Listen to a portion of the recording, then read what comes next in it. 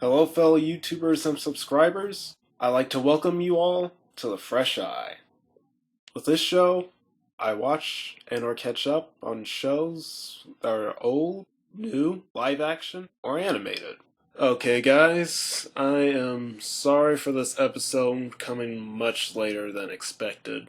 While I was trying to make this video, I had to go through an odyssey of misadventures for the past 3 years. I'm still busy with school. I quit working at that warehouse, but now I'm working at a pet store.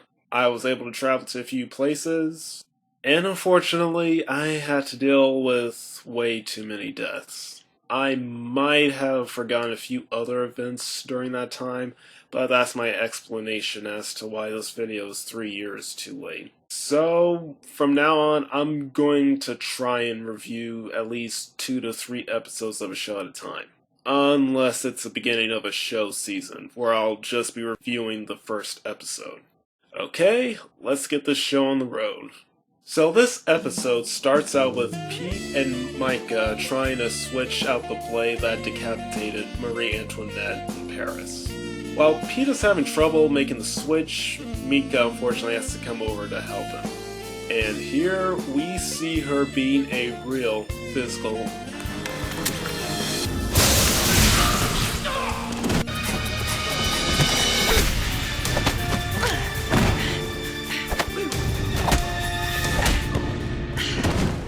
badass! Later on, the episode cuts to a city in Colorado where something is making all of the people act very different. A kid smashes his instrument, an old woman writes down a vulgar word, and a nun almost commits suicide. So it's pretty much a more diverse version of the happening. And before Artie gets a chance to tell our attractive leads, he finds them bickering like a married couple, which makes some of the surrounding items go haywire.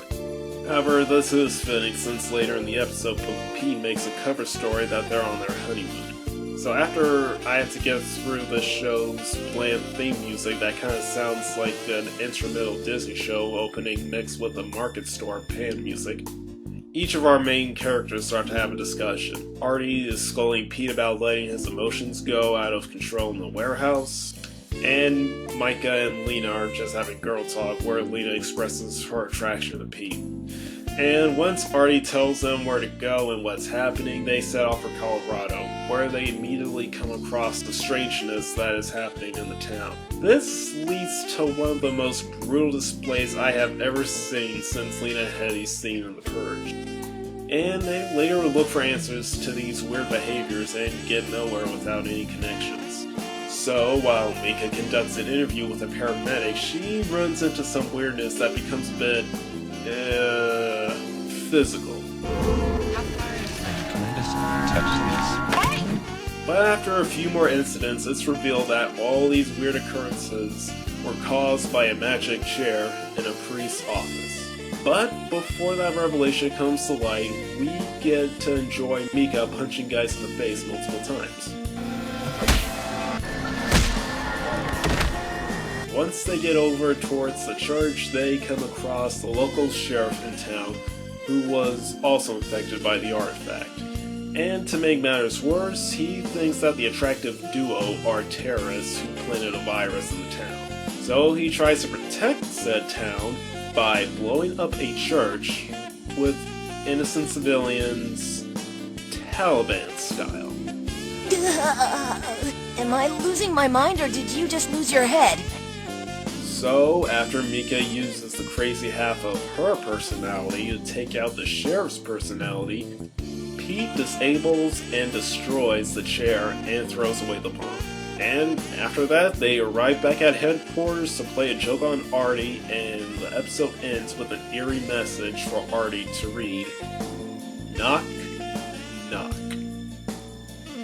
So, with everything done with this episode, my thoughts about it were actually a little bit better compared to the last 2 episodes. I suppose what placed this episode a little higher for me was how the artifact was affecting everyone and how it was executed. Seeing people having their inner feelings come out in brutal and sometimes even funny outcomes But out of all the crazy actions, I honestly felt Mika's was a little petty, having her trigger be difficult men in her life. Which, all I can say, I've met women who have acted as frustratingly difficult as she behaves. Therefore, her reasoning isn't that special in my view. Something else I found weird that Mika needed ice skating to think better. But I'll give some positivity by asking how come this woman isn't at least being offered a future superhero movie role. Even if some of her moves were done by a stunt double, she should still get something. Now, in summation, I'm not making this episode sound like the greatest this show had to offer. However, I believe it's the relative simplicity that made me like this episode compared to the second episode, since I believe that episode should have aired much later. And another aspect that kind of made this episode better is how it crosses the line between dangerous thrills, comedic antics, and I feel it's perfect for an early start to the series.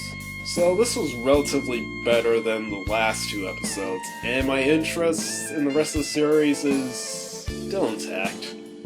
So, as far as I know, I got through the first 3 episodes of the show, and I'm still gonna go through with this. I'm still gonna try and see this show to the end. Although, watching this episode and how much trouble they needed to douse a chair, what's gonna happen when a whole building is technically the artifact making people act crazy? But well, I'm sure I'll find that out eventually. In the meantime, I'll just have to catch up with this show and Sleepy Hollow. Not to mention I need to finish the scripts for a few other shows that I want to bring my fresh eye to.